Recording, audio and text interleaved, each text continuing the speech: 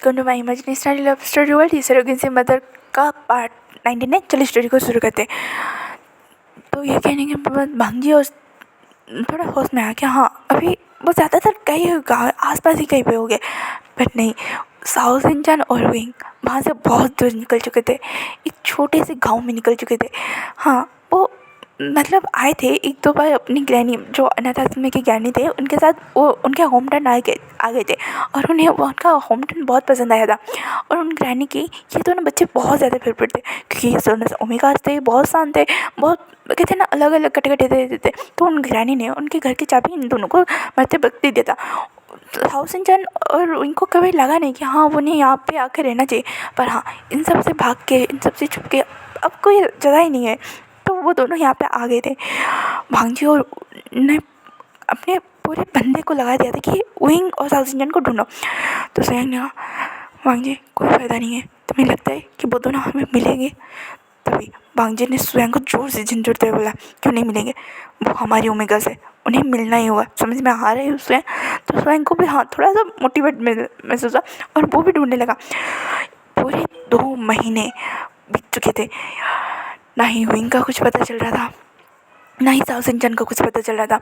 स्वयं और भांजी की हालत ख़राब हो चुकी थी।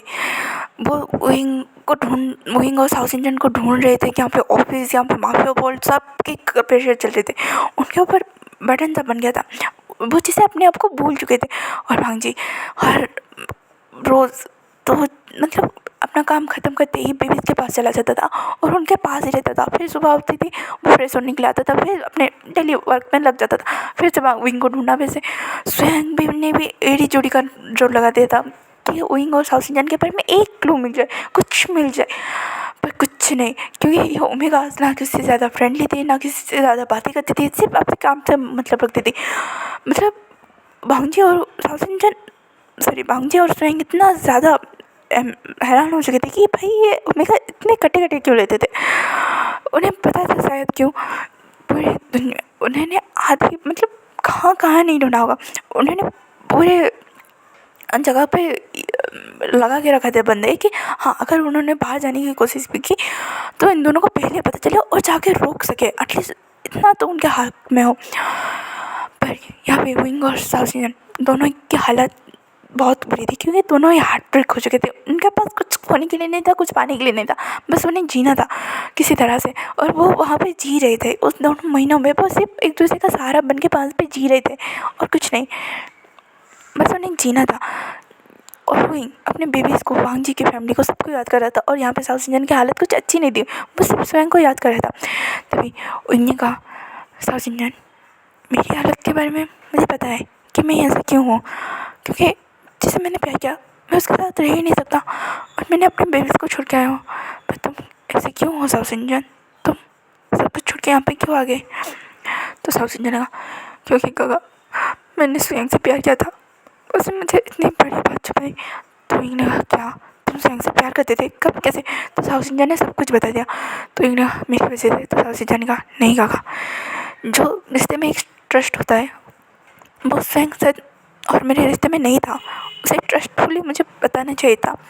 हाँ अगर वो मुझे पहले बताता तो मैं उस पर गुस्सा होता, पर उसने मेरा ट्रस्ट तोड़ेगा तो मैं उसके पास कैसे चला जाऊँ। तो और ने कुछ ज़्यादा नहीं कहा। इसे पूरे 2 महीने कंप्लीट होके 3रा महीना शुरू हो चुका था।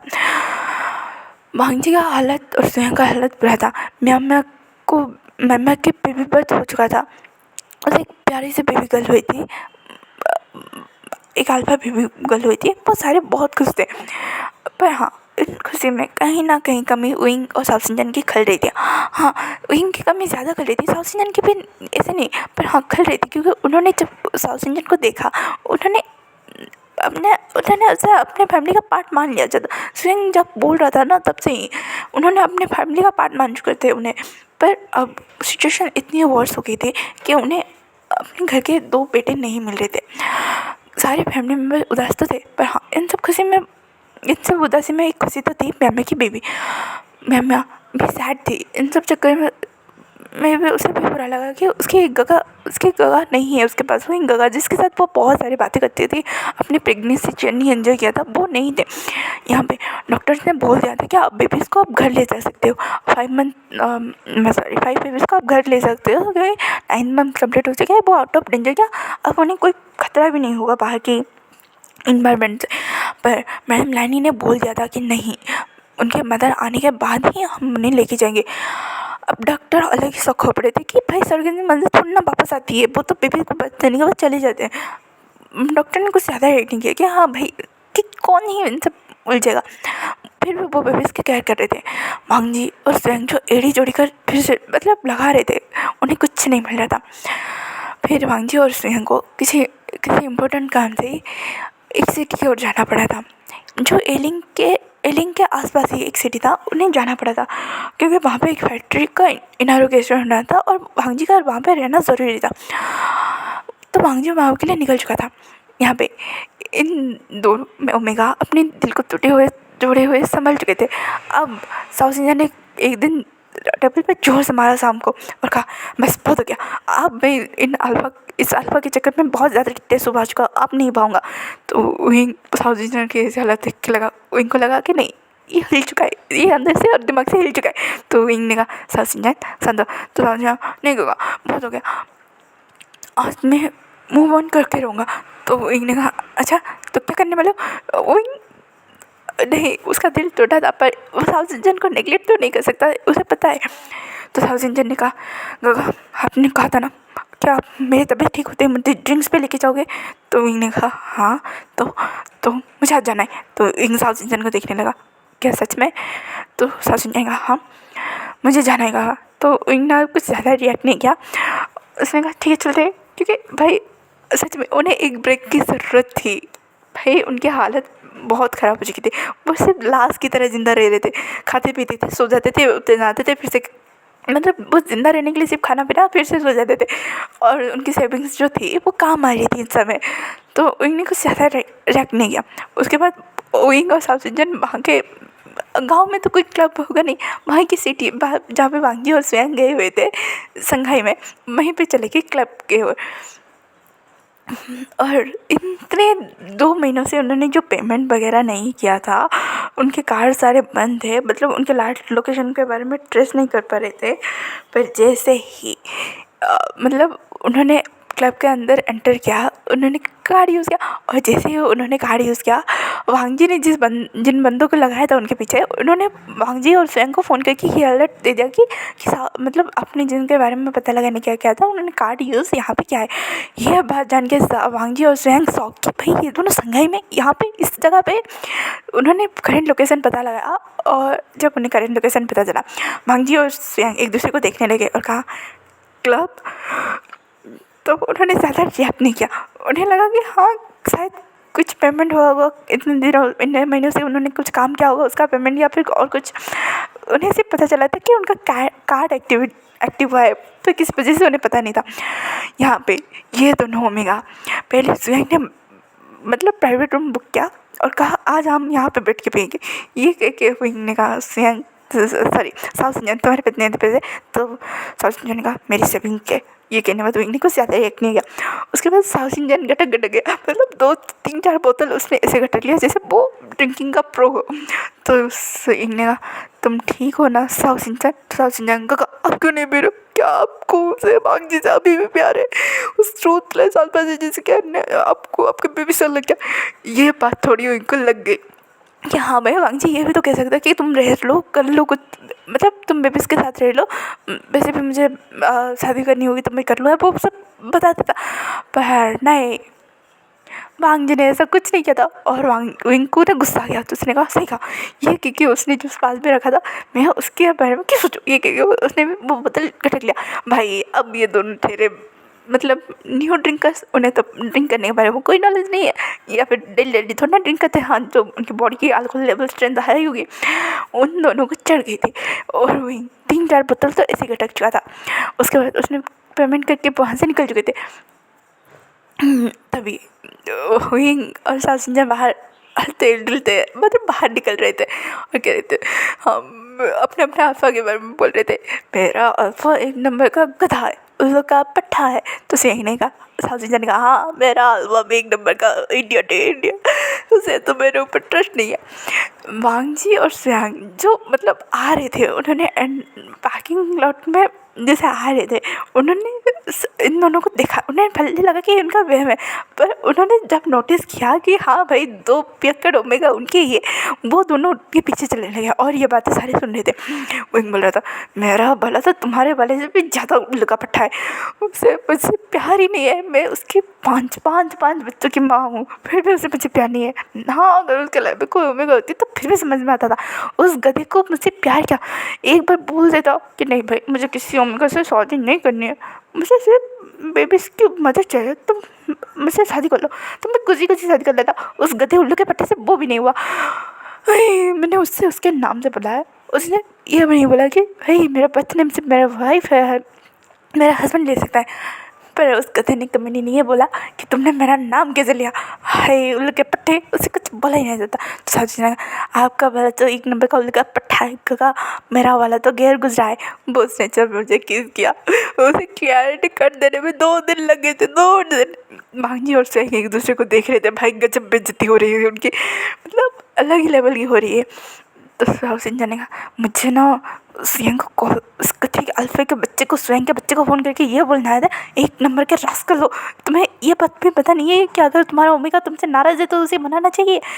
मतलब साउथ बोल ही जा रहा था, थोक के भाव में स्वयं और पांगजी की मतलब बेइज्जती हो रही थी। तभी उसने कहा तुम्हें मुझसे बात करनी है, हाँ रुको। उसके बाद वो टेलीफोन बूथ में गए, आसपास में ढूंढ के गिरते पड़ते गए। भांजी और सिंह उसके प्रोटेक्शन में थे, हाँ कि इन्हें अगर कुछ हुआ तो उठा के हम लेके जाएंगे। तभी वो दोनों टेलीफोन बूथ पे गए और वहीं ने कहा रुको मैं अभी लैंडमैन से फ़ोन करता। ये सुनते ही बांगी और स्वयं एक दूसरे को देखने लगे और वो जैसे ही रोकने वाले थे तभी साउथ इंजन ने दरवाज़ा बंद कर दिया और कहा यू इडियट्स, तुम दोनों यहाँ पे भी, अब तो तुम्हें फ़ोन में बता रहा हूँ। ये क्योंकि साउथ इंजन वहाँ पे खड़ा हो गया। उसने भांजी और स्वयं को अंदर जाने ही नहीं दे रहा था, उसने पूरे कस के उस टेलीफोन बूथ के जो एंट्रेंस होते हैं उसे पकड़ के रखा था। तो विंग डायल करने लगा। यहाँ पे घर पे सारे लोग मतलब सारे लोग बेबीज़ को कैरी करके बैठे थे। मैं अपने बेबी को कैरी करके बैठा था, मैं अपने बेबीज़ को, वो सारे हॉल में साइड लिए मतलब ऐसे बैठे होकर बातें करते थे, उनके बारे में सोच रहे थे, उनके जो पिक्स थे उसे निहार रहे थे। तभी उनके घर का लैंडलाइन फ़ोन बजा।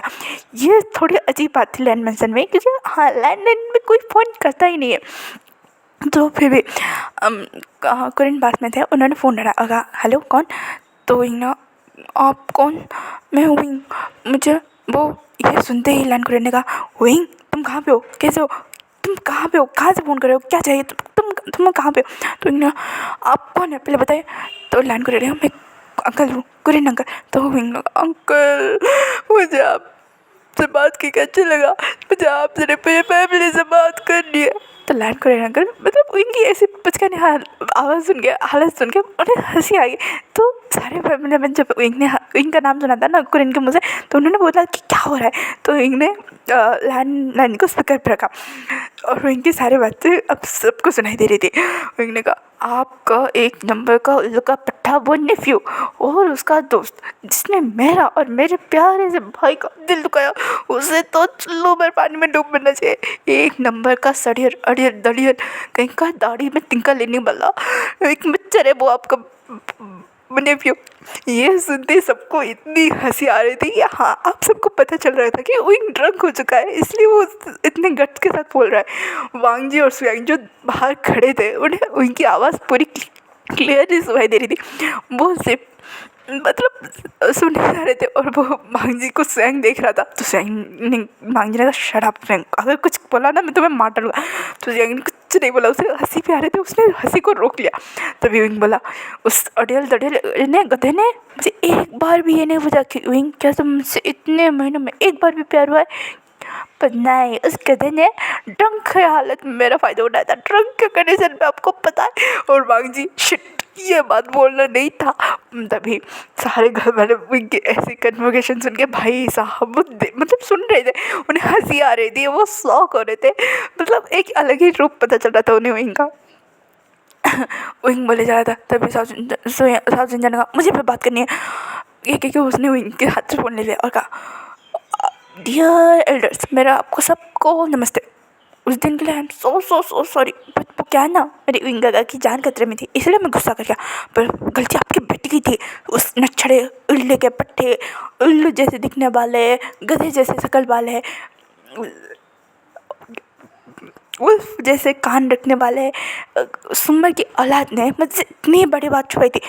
मेरे घर वाले अलग ही हंस रहे थे। उन्हें इतना जान के खुशी हुआ कि हाँ वही का साउथ इंडियन ठीक है। उन्हें बातें करनी थी उनसे बहुत सारी, पर क्या करें, इन दोनों की जो बातें सुन रहे थे उन्हें हंसी आ रही थी लिटरली। सही ने कहा उसने मेरा ट्रस्ट है, आप ही बताओ, मैं उसके पास आऊँगा। अगर वो गधा वहीं पे, अगर उसे बोलना कि अगर उसने मेरे सामने आया तो मैं उसकी क्या करूँगा, मैं क्या करूँगा। सुजन बोल रहा है तो इन्हें कहा मेरे वाले की तो मैं प्राइवेट कार काट दूँगा। ये सुनते ही सारे कुछ बोले हो करके देख रहे थे, मतलब उस फ़ोन को देख रहे थे। और मांगजी उनको शॉकिंग इंडिया भरे आज देख रहा था। तो सासिन जाने गुड आइडिया गगा, मैं उसके प्राइवेट पार्ट को कट करके उसके हाथ में दे दूँगा, बोल देना उसको। देखो ये कह के साउथ इंडिया ने फ़ोन टपक से काट लिया वाला था। तभी आंजी ने फ़ोन ले लिया और कहा मैं उनको घर लेके आ रहा हूँ। तो तभी मैडम लानी ने कहा बेटा जी ज़रा संभल के। तभी बागी जी ने फ़ोन रख दिया और सारे घर वाले जो इतने टेंशन में थे, इतने सैडनेस में थे, उन्हें जो ज़ोरों की हंसी आ रही थी। भाई भैया और मैं एक दूसरे की शक्ल देख के बहुत ज़ोरों से लास्ट भाई थोड़ा कन्वर्सेशन ऑकवर्ड था लास्ट में, पर हाँ था तो बड़ा ही फनी, वो हंसे जा रहे थे। तभी लान जी को जो कहा पता नहीं भांजी का क्या होगा जब वो इनको पता चले कि भांजी उनसे प्यार करता है। मुझे तो लगता है भांजी इस घर के बाहर रहने वाला इन सारे महीनों में जितना वो इनको परेशान किया उसकी वजह से।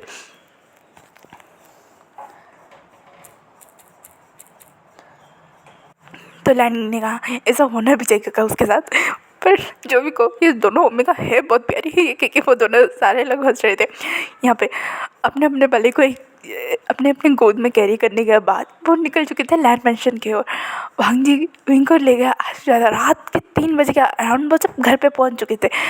उसके बाद भांजी ने हॉस्पिटल कर करके रातों रात ही अपने सारे बेबीज़ को मतलब 5 बेबीज़ को अपने घर में बुलाया दिया था और अपने बेबीज़ को बता रहा था कि देखो वो तुम्हारी मम्मा है, वो तुम्हारी मम्मा है, वो सबको बता रहा था। वो सबसे ज़्यादा हैप्पी था। यहाँ पे स्वयं जो साउथ इंडियन को लेके घर पे आ चुका था, सारी फैमिली जो अपने अपने रूम में थे, तो उन्हें पता भी नहीं था कि इन दोनों अल्फाओं ने रात को ही अपने ओमेगा को उठा के लेकर आ चुके थे। बैठे थे भांगी और स्वयं अपने अपने ओमेगा को अपने बेबीज़ को वांगजी सुलाने के बाद नीचे आ चुका था। तो वांगजी ने कहा स्वयं तुम पता नहीं क्या करना है। तो स्वयं ने कहा ठीक है। उसके बाद स्वयं और भांगजी काम पे लग गए थे। मतलब उन्होंने रातों रात ही वेन्यू बुक कराया, उस वेन्यू को डेकोर कराया। उन्होंने अब कोई रिस्क लेने का नहीं था उनके दिमाग में चढ़ चुका था कि नहीं ये ओमेगा कभी भी किसी वक्त कहीं पे भाग सकते हैं, इन्हें भागने देने का नहीं है। इन्होंने पूरी डेकोरेशन मैरिज के प्रिपरेशन कर चुके थे। मतलब करीब 5 सुबह के 6 बजे के अराउंड उन्होंने पूरी डेकोरेशन पूरी ग्रैंड वेडिंग की अरेंजमेंट कर चुके थे। अब सुबह वो जाके मतलब इतने सारे काम में व्यस्त थे ना, वो दोनों वहीं पे सोफे पे ही सो गए थे। भाई रात भर जगह वो मीटिंग्स बहुत सारे काम में बहुत टायर्ड हो गए थे। वहीं पे अपना काम करके करके मैं जब उन्हें पता चला था कि हाँ सारे अरेंजमेंट हो चुकी है, भाई इनकी टेंशन के चक्कर में पूरी वेन्यू और कैटरिंग और सबके लगी पड़ी थी रात भर। क्योंकि उन्हें पता है कि भाई ये लैंड हाउस का ऑर्डर है और लैंड हाउस का ऑर्डर मतलब मर के भी आपको पूरा करना है। पूरी स्टाफ की लग पड़ी थी। ऐसा नहीं था कि हाँ उन्होंने एक्स्ट्रा काम कराया तो एक्स्ट्रा पेमेंट नहीं था। हाँ उन्होंने स्टाफ का भी क्या किया था। पर भाई आपको पता चले कि आपको 3 घंटे में मैरिज बुफे सब कुछ रेडी करना है, तो आपके दिमाग में सोच सकते हो क्या होगा। तो इन लोगों ने सबकी बैंड बजा दी। उन्हें जब पता चला कि हाँ सब अरेंजमेंट हो गया था, ये क्योंकि वो सो गए थे। सुबह के करीब 9 बजे के आसपास सारी फैमिली मेम्बर डाइनिंग हॉल में आके बैठे थे। विंग और सासिजन अपने अपने रूम में उठे।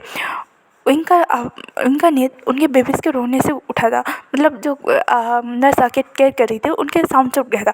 विंग ने कहा मैं यहाँ पे, तो उन्होंने कहा मैम आप उठ के सर आप उठ के आप बेबीज़ को फीड करेंगे या बाद में। विंग को लगा ये सपना है। उसने 2 बार अपना सर झटका है, उसे रियलाइज़ कहा नहीं ये सच में वांग जी का कमरा है। वह सच में मतलब वो अपने बेबीज़ का वैसा है, वो भाग के जाके सारी बेबीज़ को हग करने लगा, किसेस करने लगा, कर्लिंग करने लगा। उसने सच में उसे लगा कि वो मिल्क पिला दे, फिर उसे याद है कि नहीं उसने ड्रिंक किया है तो उसे बेबीज़ को फीड नहीं करना चाहिए, तो उसने कुछ ज़्यादा नहीं किया। उसे जब रियलाइज़ हुआ कि नहीं कुछ भी हो सकता है, साउथ इंडियन, वो नीचे भाग के आया और चिल्लाने लगा साउथ इंडियन का पे। ये दो जो सोफे पे लेटे हुए थे वो धड़ाक से नीचे गिर गए और सारी फैमिली मम्मा बाहर आ गए। जो साउथ इंडियन सर पकड़े हुए गग्गा मैं कहाँ पे हूँ, वो वापस आ मतलब बाहर आ गया। साउथ इंडियन सच है तुम ठीक हो, तुम्हें कुछ नहीं हुआ नहीं, तुम मैं ये कह के वो दोनों अपने सर को पकड़ने लगे। तभी उन्होंने कहा सारी फैमिली में कहा welcome wing, welcome south Indian, घर पे घर में तुम्हारे स्वागत है। ये देखते ही साउथ इंडियन और विंग दोनों शॉक। तो आज का पार्ट यहीं पे खत्म होता है, फिर मिलेंगे कल के पार्ट में। Thank you for watching and please ignore the background noise and comment करो, लाइक करो, शेयर करो।